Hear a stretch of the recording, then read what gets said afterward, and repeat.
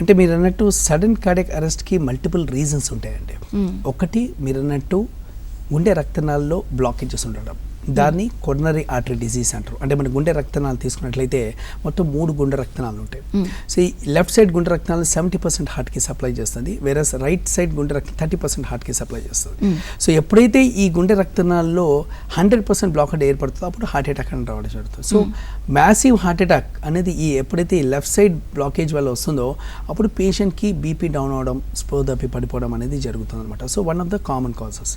అది కాకుండా ఈ సడన్ కార్డియాక్ అరెస్ట్కి వేరే కారణాలు కూడా ఉన్నాయండి. సమ్టైమ్స్ జన్యుపరంగా కూడా మన వంశపారంగా చూసుకోవచ్చు.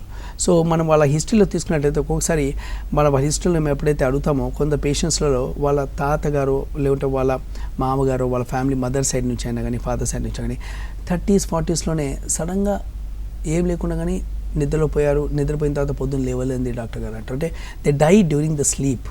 సో అట్లాంటివి కూడా సడన్ కార్డియాక్ అరెస్ట్ అని కూడా జరుగుతుంది. సో అట్లాంటి హిస్టరీ ఒకవేళ ఉన్నట్లయితే ఆ ఫ్యామిలీలో నెక్స్ట్ జనరేషన్ కూడా వచ్చే అవకాశం ఉంటుంది. సో దాన్ని we call it as inherited cardiac disorders అంటారు. సో దాంట్లో చాలా రకాలు ఉంటాయి. లైక్ ఛానలోపతీస్ అంటాం.